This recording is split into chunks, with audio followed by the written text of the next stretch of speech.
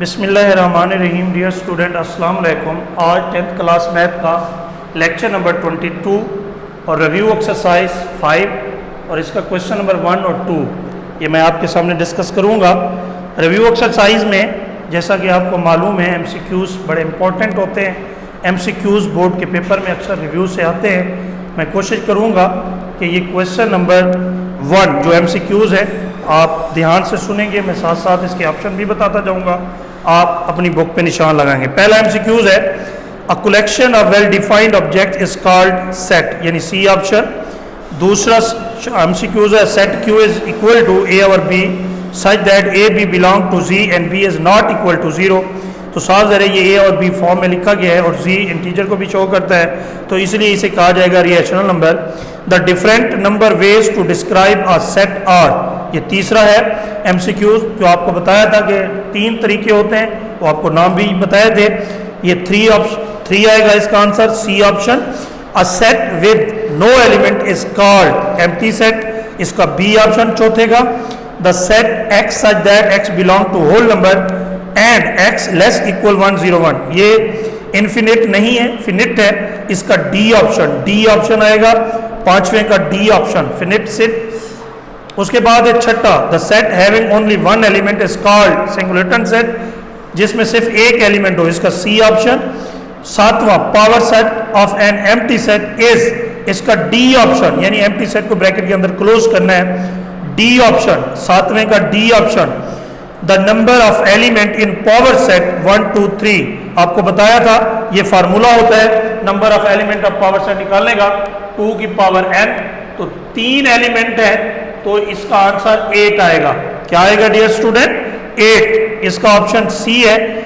9वां, A subset है B का, then A union B is equal to, सॉल्व जरे ए बी खाली सेट या नन ऑफ दिस, बी आएगा क्योंकि ए सबसेट है बी का, इसका बी ऑप्शन। उसके बाद 10वां, इफ ए सबसेट है बी का then A intersection B is equal to, इसका डियर स्टूडेंट ए ऑप्शन है और आंसर भी ए है, तो ए सबसेट है बी का।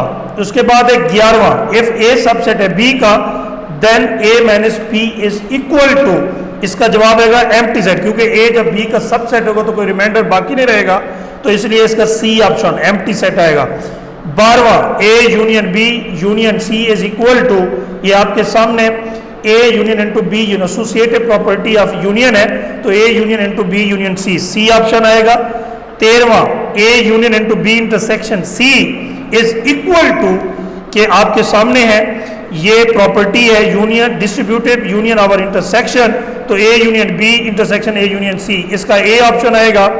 14वां, if A and B are disjoint set then A union B is equal to B union A, साफ ज़ाहिर है, तो इसका डी ऑप्शन आएगा। If number of element of set A is 3 and set B is 4, तो ए cross B, 3 को 4 से multiply करेंगे तो 12 आएगा, सी ऑप्शन आएगा डियर स्टूडेंट। उसके बाद है 16, if number of element set A is 3 set B is 2 the number of बेन रिलेशन, आपको फार्मूला अभी सवाल हल करवाया था, तो ये 2 की पावर 12 यानी 12, सी ऑप्शन आएगा इसका, सॉरी इसका ऑप्शन आएगा 3 to the 6, बी ऑप्शन आएगा, बी 16 का बी ऑप्शन 2 की पावर 6। उसके बाद है 17वां, the domain of R relation 0 2 2 3 3 3 3 4 is, इसका डोमेन निकलना है, आपको पता है डोमेन फर्स्ट एलिमेंट होते हैं, तो 0 2 3, बी ऑप्शन आएगा। 18, the range of R relation दिया हुआ है 1 3 2 2 3 1 4 4 4 इज, तो इसका रेंज क्या होगा बेटा? Second element 3 2 1 4 1 2 3 4, C option. उसके बाद 18 है जी पॉइंट, सॉरी 18 हो चुका, 19 point -14 lies in the quadrant, -14 कौन से क्वाड्रेंट चार्ट में होगा? वो सेकंड क्वाड्रेंट में होगा। आखिरी, द रिलेशन 1 2 2 3 3 3 3 4 इज, तो आपके सामने है 1 2 3 3 3 डबल रिपीट हुआ है डोमेन में, तो ये नॉट ऑफ फंक्शन होगा, ये not of function, C option, C not of function. उसके बाद क्वेश्चन नंबर 2, ये आपके सामने पहला शॉर्ट क्वेश्चन है, define a subset and give one example. Subset की डेफिनेशन आप पीछे पढ़ते आए हैं। If A and B are two sets, if A element present in set B, तो ए सबसेट है किसका बेटा, बी का। और इसकी एग्जांपल वो कह रहे हैं, दें एग्जांपल आप कोई भी दे सकते हैं। ए इज इक्वल टू 1 2 3 है and B is equal to 1 2 3 4। अब ये ए सबसेट है बी का, आपके सामने ए के तमाम एलिमेंट सेट बी में मौजूद है, इसलिए ये ए सबसेट है बी का, ये एग्जांपल हो जाएगी। उसके बाद part second, right all the subset of the set A. Set ए के तमाम सबसेट निकालें, ये आपके question number second part solve हुआ करा है। ए बी के तमाम सबसेट क्या होंगे, सबसे पहले एम्प्टी सेट, फिर ए को अकेला लिखना है, फिर बी को अकेला सेट में लिखना है, फिर ए बी को इकट्ठा लिखना है। ये तमाम सबसेट बन गए हैं ए बी के। उसके बाद तीसरा पार्ट है dear student, show A intersection B Venn diagram. A subset है बी का और ये आपके सामने रेक्टेंगल शेप, ये यूनिवर्सल।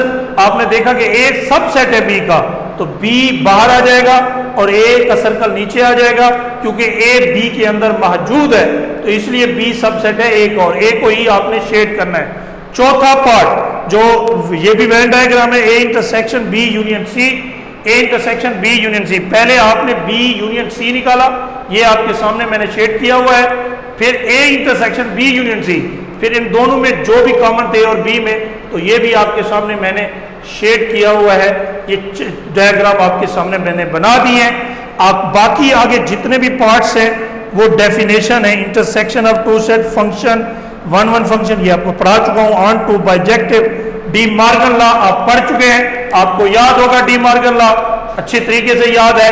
वो ए यूनियन बी का complement, A complement intersection B complement, A intersection B का complement, A complement union B complement. ये आपके सामने डी मॉर्गन के लॉ है, ये पहले भी आपको बता चुका हूँ। ये आपने फिल इन दी ब्लैंक्स आपने खुद फिल करना है, आपने काम करना है फिल इन दी ब्लैंक्स का। डियर स्टूडेंट, ये आपके सामने चैप्टर नंबर 5 कंप्लीट हो चुका है। मैं उम्मीद करता हूँ कि चैप्टर नंबर 5 के बाकी जो सवाल हैं हर एक्सरसाइज के वो खुद प्रैक्टिस करेंगे नीट रजिस्टर पे, और नीट रजिस्टर चेक होंगे। Thank you.